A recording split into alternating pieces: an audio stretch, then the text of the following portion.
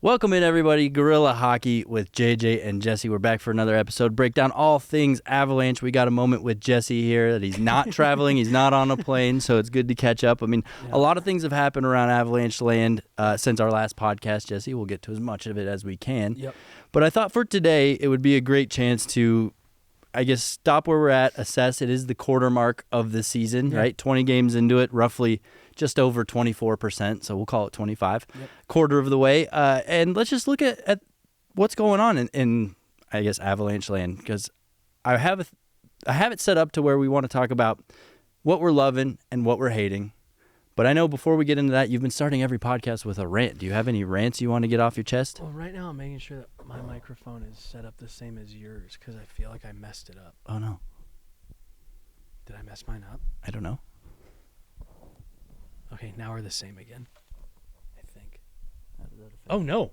We weren't the same. Or we were the same, and I just changed it from the same. I also don't know what any of these switches do. We're the same now. We're going to keep that in the podcast? At least we're the same. Yeah, I'm going to keep this in the podcast. Okay. They can see with their very eyes how big of a disaster we are right now. Well, I was staring at yours, and I was like, wait, I turned my switch, and now they're not the same, but they were the same. Well, I'm glad someone's paying attention. No, I don't think I have anything. I actually was thinking about this the other day. Microphones, am I right? If I had anything for today, and something came to me, but I was like, no, that's not really like... Doesn't move the needle enough. Right. I was like, that's just kind of like a lame annoyance.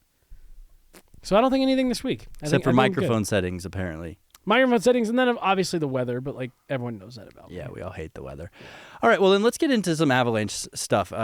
I'll start with my list. Of course, 3 things I love, 3 things I hate. I was going to say, you didn't set that up at all. No one has any idea I was just trying to set it up. So yeah, I challenged you with the homework before we started the podcast today. Of course, we came from morning skate. So in between morning skate and right now, I gave you this homework. Hopefully you did it. 3 things that we love about the Avalanche right now. Did you do homework in No, school? I was terrible about it. It just wasn't my thing. Really bad at it. So yeah, 3 things we love, 3 things we hate. Yeah. I'm going to start. Jesse, I think one thing No room for a healthy middle. We love or hate. Right. Yeah. Exactly. We're extremes here on this podcast, right? I think for starters, I'm going to go with the heavy road schedule to start the season, right? They've already had 11 road games, 9 home games. They've won 7 in each of them. But then we have December here to look forward to that's going to have 9 home games in it itself. So a real, I think, chance to get some heavy road games out of the way early, settle in December, really start to build off the momentum that they've been finding here lately, right? We're on a nice little win streak. So you love this road heavy schedule? I love the road heavy schedule early. That's leading us into a very home heavy schedule in December. Yeah. You know, dude, it's really weird. And I'm sure every hockey team feels like this. I feel like the Avs travel schedule is just always brutal. Like, I feel like their schedule just... I really do feel like... not actually punished. I don't think the NHL...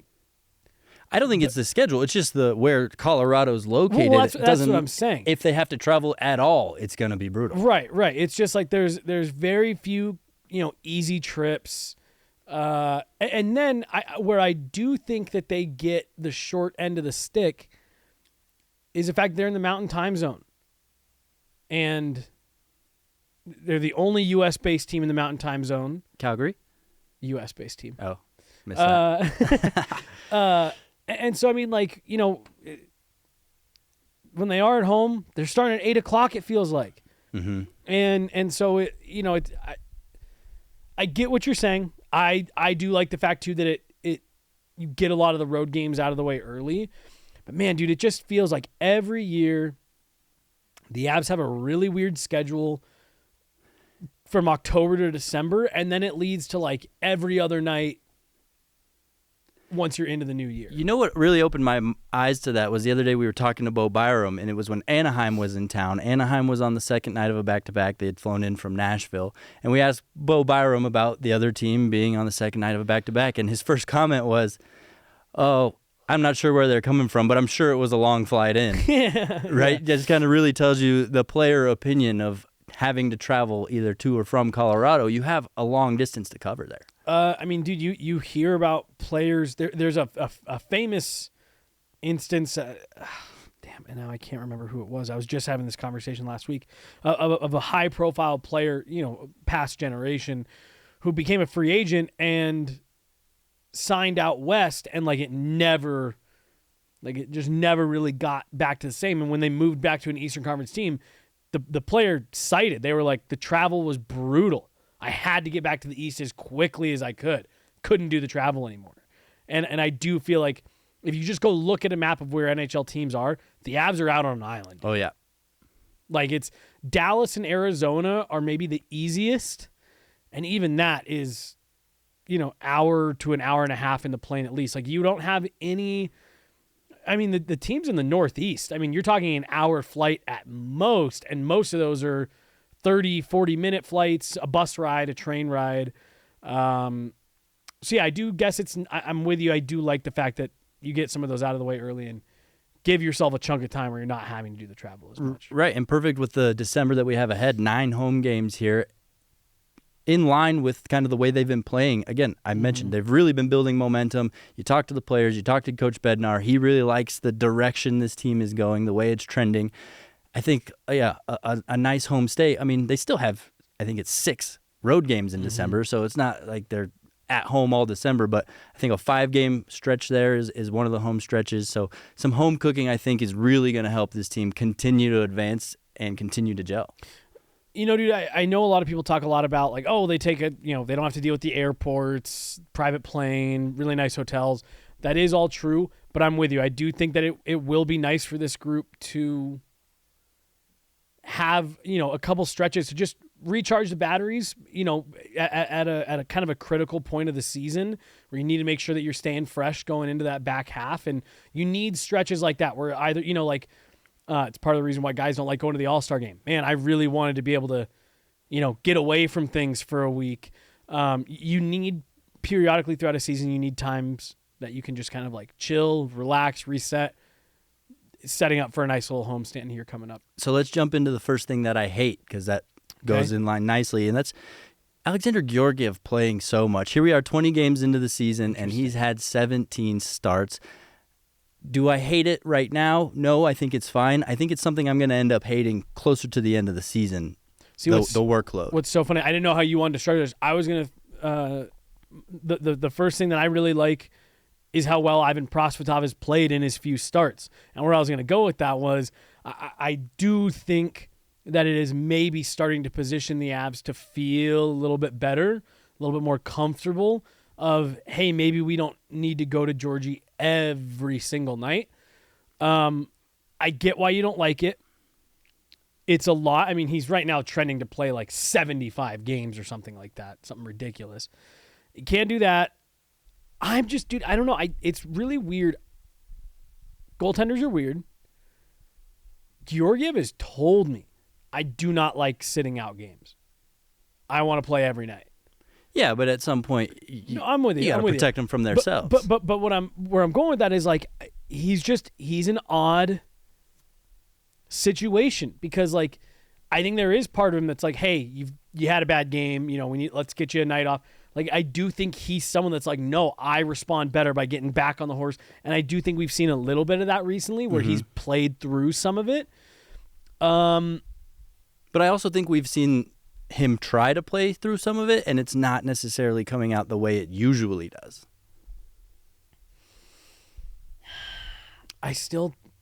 What are your thoughts on Alexander Georgiev? Just in general? Yeah. I think when he's on the top of his game, like we saw the first couple games of the year, like we saw so many times last year, I think he's one of the best goalies in the league just because he's the complete package. He does everything well, right? There's no real flaws to his game. Not that he's the best at doing everything, but he does everything at about 8.5 to 9, right? Out of 10.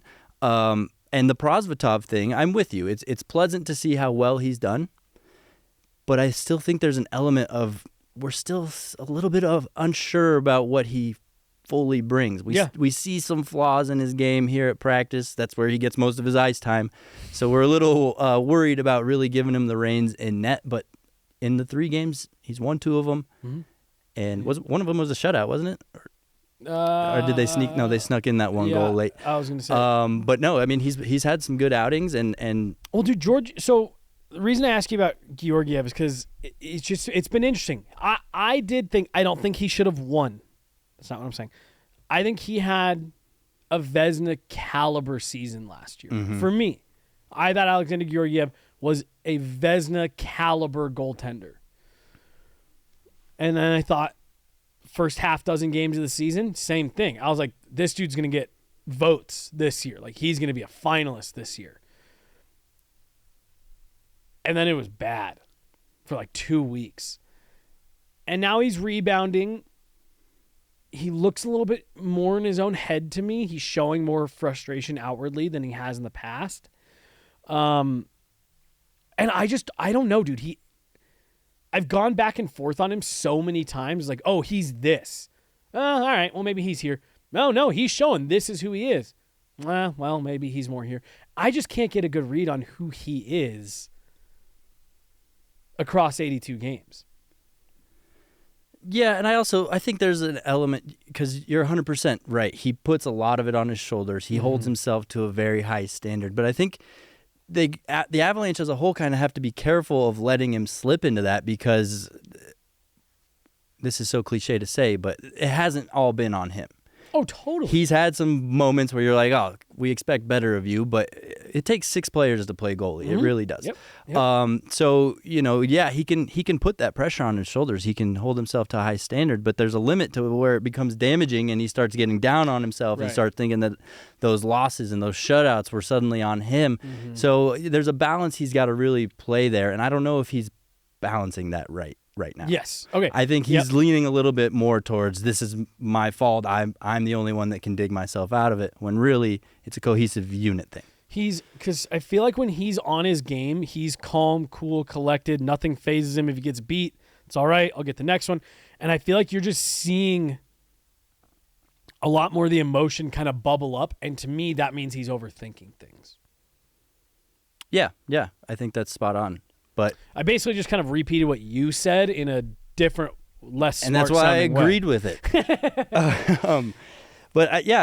So I guess to go back to our conversation, I don't know if adjusting the workload is going to fix any of this, whether it's one direction or the other. So maybe you're kind of talking me out of hating it so much, but something, I guess, we need to help him out to take some pressure off of his shoulders and start I was gonna playing say the relaxed game he's used to. What's funny about the conversation is that you don't like how many games Georgiev has played, and I like the way that Prosvetov has played. Smash it together. Of course, the Avalanche have another back-to-back coming up this weekend, so we'll definitely see Prosvetov get his 4th start, I'm assuming in Anaheim. You think I'd rather see Georgiev against the right. Kings. So, and the Kings are first, right? Goes LA, then Anaheim. Anaheim then LA. Okay. So you'd go Georgie tonight, Georgie again on Thursday in Arizona, and then Prosvetov, Anaheim, Georgie, LA. Yeah, seems to make sense. Give 3 out of 4, 75%. I think that's decent, right? Yep. So yeah, let's move to maybe the first thing that you hate. I know you don't hate much in life, Jesse. You're such a happy person, and everything's butterflies and sparkles in your world. But yeah, I was gonna say the one that I actually had was something that I liked. But I will not to. We don't have to dive too far back into this. I'm the opposite of you. I don't like the schedule the Avs have had to start the season. I know every team has to deal with travel. Me personally, this isn't excuse making. This is what I saw. This is what I experienced. I think 6 of the first 8 games being on the road, I think that played a part in those first 2 shutouts, Pittsburgh and Buffalo. To me, I thought it seemed like it really wore the team down. And I do think that it's not, over the course of the season, I don't think that travel is going to wear them down. In the compact 2 weeks that they were on the road, I did the math. It was 15 of 19 days the Colorado Avalanche spent away from home. I think it affected their play. And I think that part of that lull that we saw there when they were shut out 3 road games in a row, I do think was a directly correlated to not just the road games, but the way the schedule was set up, where even the games were at home. I think we had an 8:30 puck drop, one of those home games. Like, it just the schedule has not done them any favors here in the first, almost 2 months, crazy, of the season. And so it's part of the reason why I liked a lot what you were saying about of, they'll get a couple homestands here to kind of just be at home and reset a bit. Because I do think that the way they were traveling and the times of the games were lined up, the whatever it was, Frozen Frenzy thing. We go to Long Island, right? We fly all the way to New York to get an 8:15 puck drop. And it's like, okay, so now not only are we traveling to the East Coast where it's supposed to be the most favorable, but now we're even getting late puck drops here. You're getting on the plane at 1:45 a.m. to head to Pittsburgh, which again, it's close. It's a short flight. It's an hour, but like, No, and I get that, and that's kind of why I said that I liked that, because you might as well get that out of the way early. Right. Well, and again, I'm not. This isn't me disagreeing at all with what you're saying about the road games. I do agree with the having the physical number of road games they have. I'm with you. I just haven't liked the way the schedule has actually come together. It's kind of it's not very fluid, right? It's like in February when the Avalanche take the trip to Florida, they go to Tampa Bay, then go up to Washington, right, and then come back down to play Florida. And I just feel like they've had a lot of stuff like that sprinkled in here, where it's like, again, that first week and a half, 3 games on the road, come home for your home opener, right back on the road, and you got an 8:00 home opener, and it's just stuff like that where it's like, God damn, you can't throw them a bone. Their first back-to-back of the season, they got to travel for. And it's like, holy smokes. It just feels like there's been a lot of little things that have just kind of compacted. And to me, that's why them coming out of this stretch here, heading into December, with as good of a record as they have, to me, is really impressive.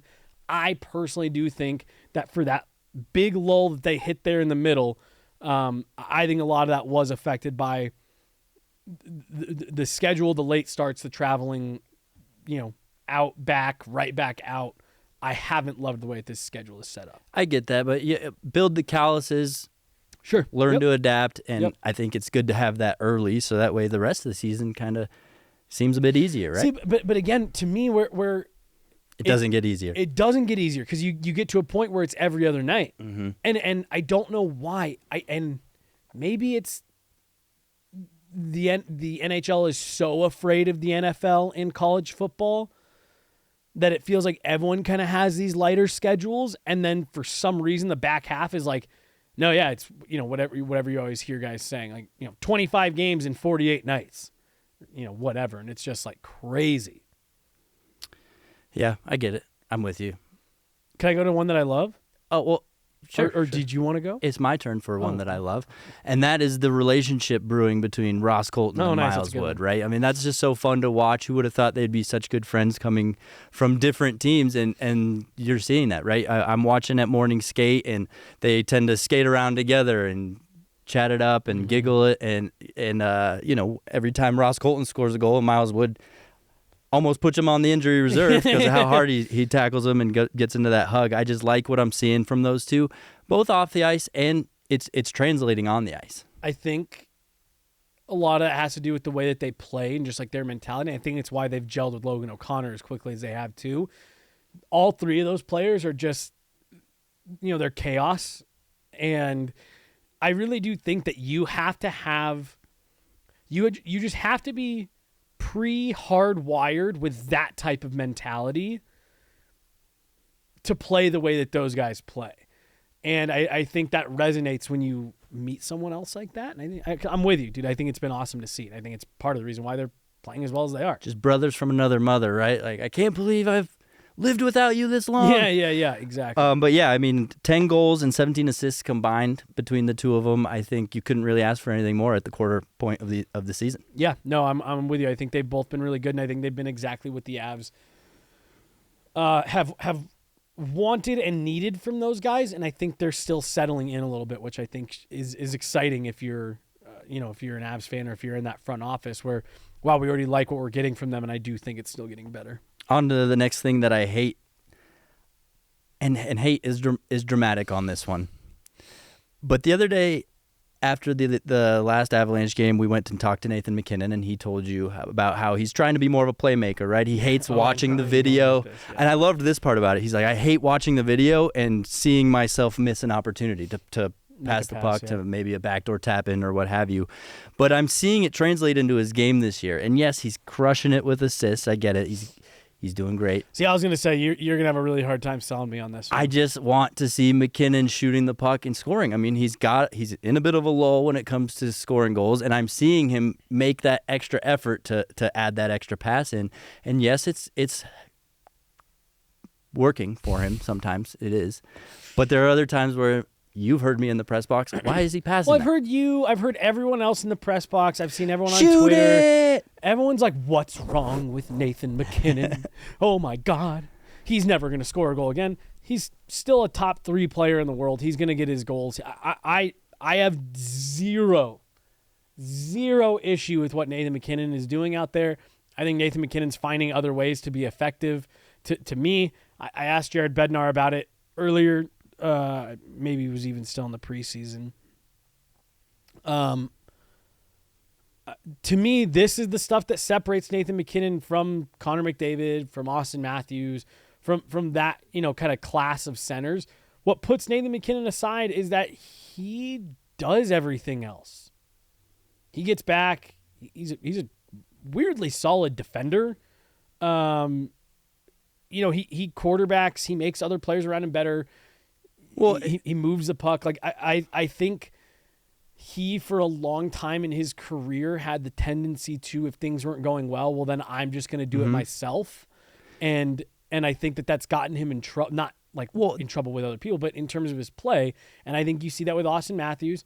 And I think the Edmonton Oilers rely on that with Connor McDavid. Please go do this yourself. We have nobody else that can play. Please, Connor, go do this yourself. And that's why those teams don't do anything. I think what you're seeing out of Nathan MacKinnon and what people don't like is that he's separating himself as an elite player, saying it's more worth it for me to not be a 40-goal scorer, but our team be better positioned and be more well-rounded every night. If Nathan MacKinnon wanted, he could score a goal every night. Well, he gets game planned for, right? Yeah. And I think that's probably what he's seeing is he's watching the video and seeing 3 defenders around him and him still getting around them and finding a shot off when, maybe somebody was sitting in the high slot all by themselves. So I'm with it to an extent. I think that's what the video's for. Find that extra pass, be able to visualize the game in a little bit different way. But I think he's taking it to an extreme level early here in the season because he can. It's early on in the season. There was a play the other night that you and I both commented on, like, ooh, see, I don't know why he went to make that extra pass.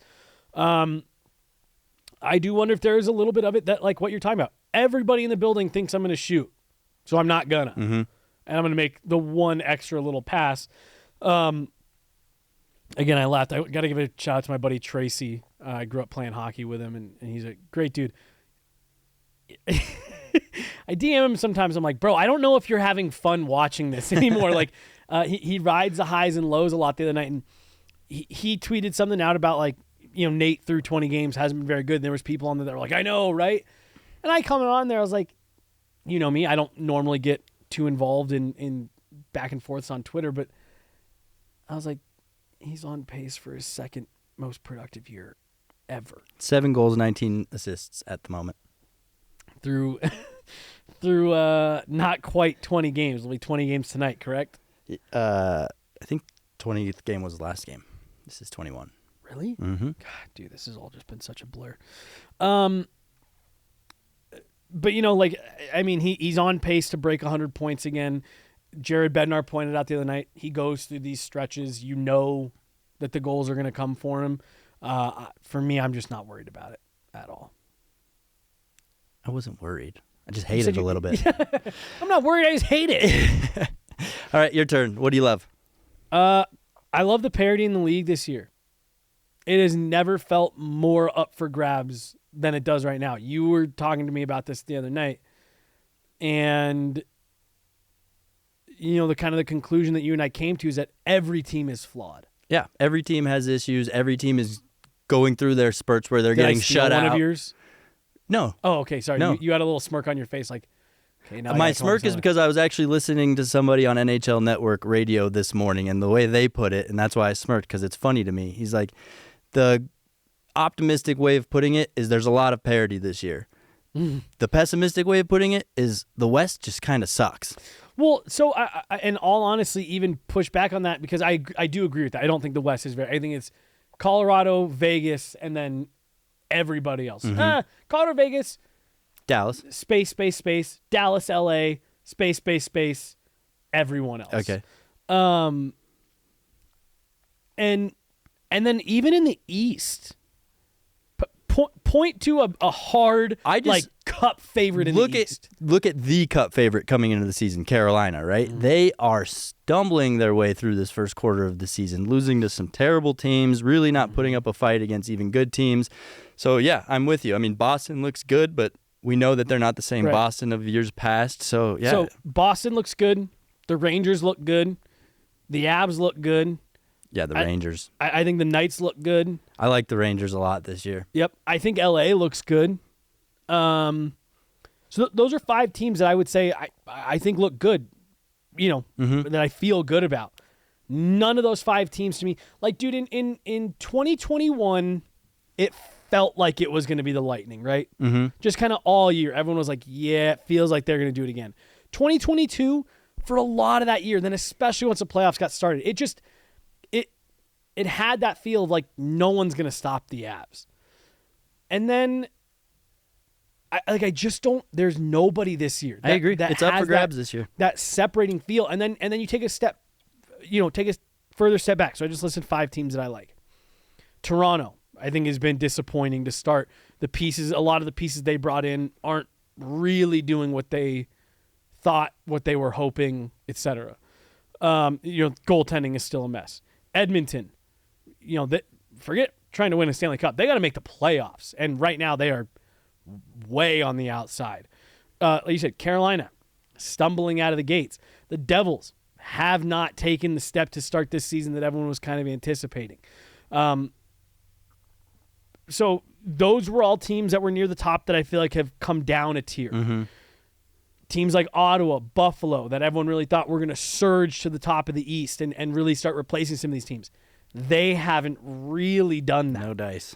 When you look out west and you look at the fact that Anaheim is like an upstart, surprising team that's battling for playoff position right now, with all due respect to the Ducks, I think they've got some fun, young, exciting players.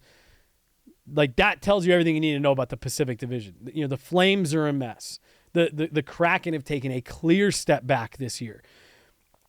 I do think I had a conversation with someone, in the league about the flat cap over the last few years, and they made the comment that they were like, yeah, this was kind of the collision course that we were heading towards for a year.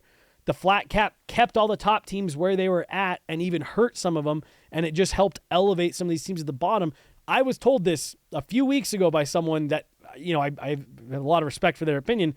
They were like, yeah, we've been waiting for this, like, just mishmash of teams that are all kind of right in the same zone, and it'll start to separate back out once the cap starts moving again next year. Yeah, but right now it's chaos, and it's making for a great product. It really is. I think it has led to the most evenly distributed, kind of wealth of talent that we've seen in the NHL maybe ever. And again, I don't think it'll hold like this super long term, but I think for this season you're going to end up with, some teams that make the playoffs that you weren't expecting. And it's part of the reason the only reason I think the Edmonton Oilers still have a glimmer of hope is because of what we're talking about. And there's just still so much up for grabs. I think that's the only thing that is keeping Ken Holland employed right now. And the fact that the Oilers could still get into the playoffs is because the league's just a mess. But I'm with you. It's creating for a fun product in terms of what you're watching. Well, it also allows you to take a step back and view the Avalanche a little bit differently, right? I think if the Avalanche, going through the struggles that they have gone through, still trying to find some fit for some guys, I think you look at this team and say, okay, maybe they're not quite the contenders we think they are. But with the NHL being the mess of chaos that it is, this team's perfectly suited to take it all. And it's just about who's going to get hot at the right time. It's about working out the kinks now, figuring out those chemistry issues, and of course, health is everything. So yeah, this is anybody's year. It really is, including the Avalanche. Totally. And I mean, there's a lot of teams that are sitting really, hovering right around 500. The Avs are way clear of that. So again, I really do. I think we listed 5 teams a minute ago, 2 East and then 3 out West that I think those are teams that right now I say are cup contenders.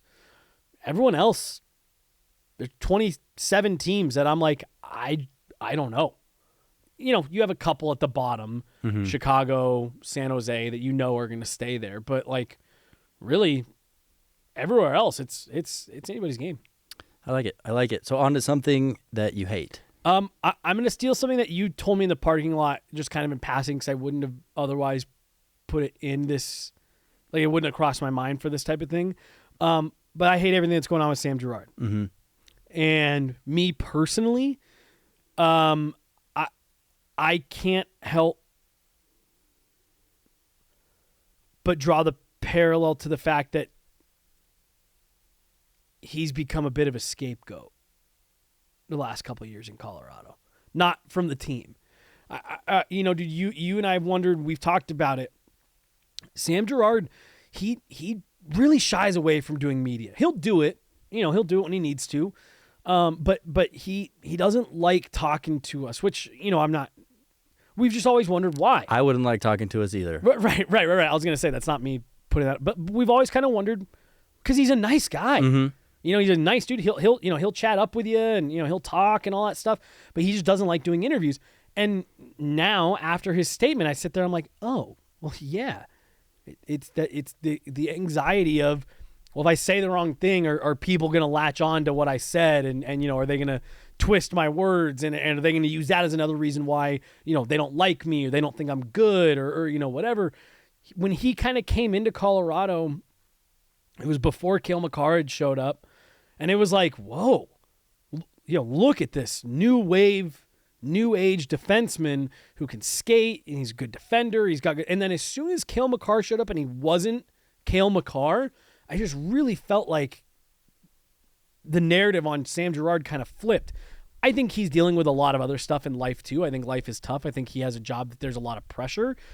But what I don't like is I just can't help but not be able to separate the fact that he is a very popular topic.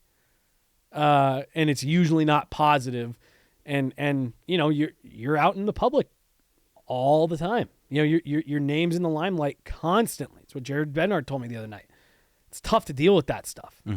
Yeah, and you even throw the name of Bowen Byram getting inserted in the lineup, and suddenly Sam Girard slots down again. I mean, look at PP2. That was Sam Girard's spot last year, and they threw Bowen Byram in there this year to kind of take it over. Of course, they were running the 3D there for a second. And for me, on the hockey side of it, none of that has ever been a swipe at Sam Girard. I think that he's gotten better every year. I think he continues to improve. I think it was at the beginning of last season. He struggled, as did everyone else. It looked like he struggled to rebound. I've always wholeheartedly argued with people. Drop that dude on any other team in the league. He's a no questions asked top 4 guy. Half the teams in the league are probably gleefully rolling Sam Girard out there on their top pairing. And I've just felt that the Avs have turned their D-core into an elite one. And I feel like as that has happened, there has just been a lot of unfair criticism tossed onto Sam Girard.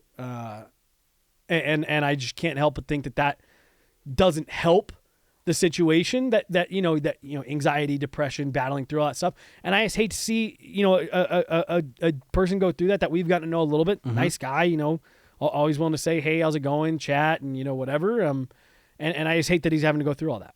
Yeah, I agree. It's tough to watch, and you really hate it for him. It's nice that he's in a place like Colorado, right, where we are a little bit more lenient. We are fine with him not talking to us for entire seasons at a time. We're not going to be that pushy of journalists, so I think that's healthy for him.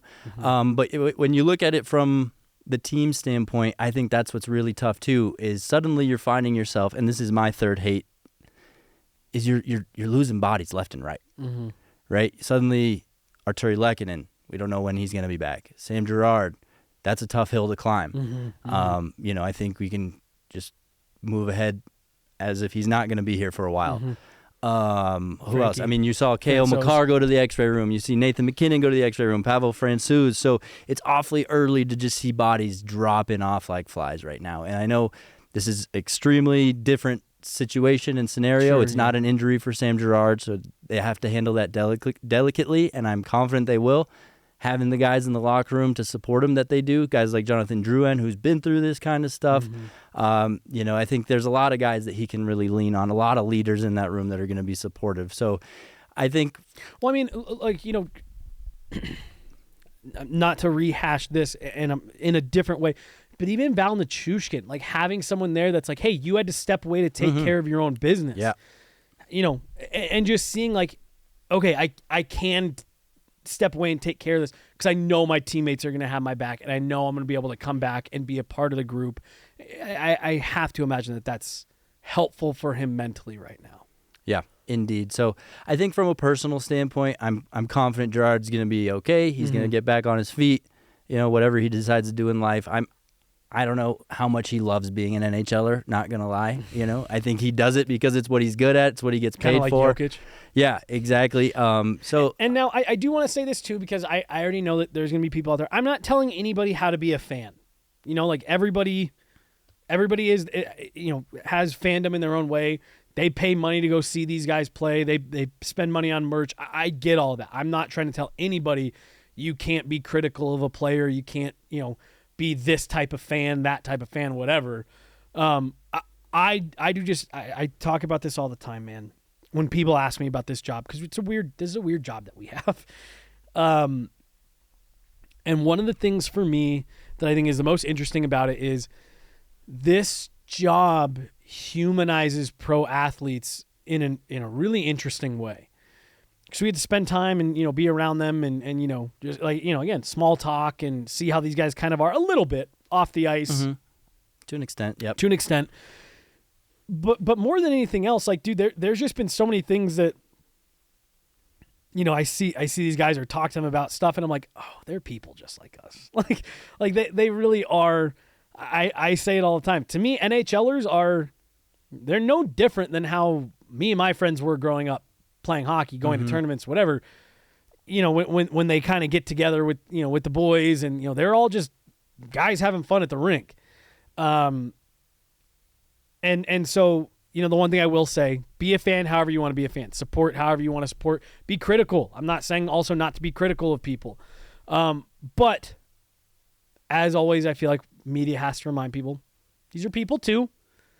They see stuff, they hear stuff, and more importantly, their family sees stuff and hears stuff, and their family hasn't been trained in the media and isn't compensated as well as they are to deal with all that criticism. So I think we've seen Jonathan Drouin being another example. Obviously, he wasn't in Colorado when that happened, but you see the examples all the time of take an extra second right before you send that especially mean tweet to remember, hey, if someone said this about me, would I want my mom to stumble across, my wife to see this, my kids to see this, whatever. There was the stories that came out right at the end of last year that I believe it was Sam Girard's fiance at the time, now wife, put out that death threats were being sent to his dog's Instagram account because that was the only place where people could send a DM. Like, that's the kind of stuff where it's like, just take a beat and remember that these are people too. I know you're frustrated, bad turnover, whatever. Your team lost a game. Be frustrated, be mad, be critical of these guys, but just remember before you send that kind of extra hateful thing, these are people too. Yeah, it's tough to see something that is based around fun at its core, right? This is a game. Like it all started from just people wanting to have fun, and then of course it gets perverted a little bit by all the money that gets involved, and suddenly it becomes not fun for some people, right? And you look at a guy like Sam Girard or other players that have gone through anxiety issues or, have to go through the program.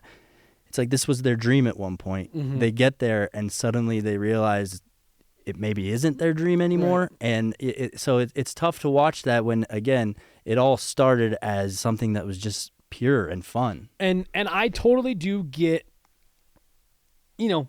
like these are pro athletes. There's an amazing amount of pressure on these guys because of all the money that's involved. And for them, for the players on the ice, it's not, because you hear people say all the time, oh my God, why is he breaking his stick? It's just a game. And it's like, no, that's his entire life. He's worked, like you said, they worked their entire lives. Every waking moment, they make all kinds of other sacrifices to say, no, this is going to be my primary occupation. So I get for them where it's not a game, but you're 100% right, dude. For like, even for us in the media, it's like the Avs have a sign up in their locker room. It says, this is fun. And I think people need that reminder sometimes. Mm-hmm. This is fun. It's and the emotions of sports is what makes it fun. It is the ups and downs. Dude, my mom can't talk about the 2022 Cup run without getting emotional because she's been my family, they've been fans for so long, and my mom, we moved to Denver right before the Avs did, so they were good right away. But then like my mom and dad watched almost damn near every game from 2007 to on. I mean, before that too, but meaning in that real dark era of the Avs. And my mom talks about it all the time. Like, she says, I enjoyed this to the 2022 Stanley Cup so much more than the other ones because we stuck with them. And like through all of this stuff where they weren't good and we watched bad games and bad teams. And, my mom would, we went and sat in empty buildings and cheered on. And so then when the table flips, it's that much better. The ups and downs are part of sports. That's part of what makes it fun. That's part of what makes fandom. And I think that with the way the internet is now, people are like, no, I only want good. And if you're not great, I'm dragging you publicly. As the great philosopher, oh God, 50 Cent says, joy wouldn't feel so good if it wasn't for pain. Seriously. Yeah. So, like I said, be a fan however you want to be a fan. And if you want to write a mean comment about me being such a weenie about all this, that's fine. I'll wear that. But this is fun. I don't know if we need to send death threats to people's dogs' accounts. Remember, because this is fun. This is fun. Cool. Yeah, well, wrapping up, I guess, let me get to my last thing that I love because it goes in line with what we're talking about. And that's the depth that the Avalanche have had this year at their disposal, right? It hasn't necessarily come in and been extravagant. But like I said, there's bodies falling out of the lineup, and they've been easily able to plug in new ones, right? Riley Tufte has been a good emergence. Having Caleb Jones to slot in there, he's been fantastic. We're still waiting to see for Peter Holland at some point if he ever gets. Yeah. So there are still, Kivi Ranta coming in and making an impact. There are names that they're able to plug and chug. They're starting to run out of them a little bit, but they've been comfortable in that sense so far. It's part of why I like this team still so much, despite some of the struggles. Is I look at that depth, and again, I'm trying to get away from comparing them to the 2022 team, but again, that was the calling card of that team. You can't skate with our depth. We're comfortable rolling 4 lines every night, and I think even with the injuries, I like the 4 lines that they've got. Yeah, and that's what you need. Yeah, I mean, we saw Tomas Tatar getting scratched, right? Yeah. When you have a guy of that caliber that you can scratch and say, tonight you need to take a seat and watch, I think that just tells you everything about the luxury that they have of guys that they can plug in there. When Riley Tufte comes in and scores a goal, can't ask for much better than that. Yeah. Yeah. Anything else you love or hate? I hate how hungry I am right now, so I'm going to eat some of that pizza that Brady brought. I hate that for you. Thank you. I hate how few podcasts we've been doing lately, so we're definitely going to make an effort to pump out some more. Yeah, no, I was thinking about it because we did two episodes 2 weeks ago, and then we didn't do anything last week, partially because of the holiday, partially I was going to Minnesota, but we really are. It's been chaotic around here at Guerilla for us, but we're starting to settle, starting to be able to take a deep breath, get a little bit into a better rhythm. So there should be more regularity coming soon. Really starting to gel. Sounds familiar, doesn't it? So, yeah, Avalanche will take on the Tampa Bay Lightning tonight. Let's see how they do. Should be a fun one. I think the Avalanche take care of business and continue the momentum that they've been building. So, thanks to everybody for hanging out with us today. Yep. And I think that's it. Yeah. Thanks. All right. For Jesse, I'm JJ. It's Guerilla Hockey. This is fun.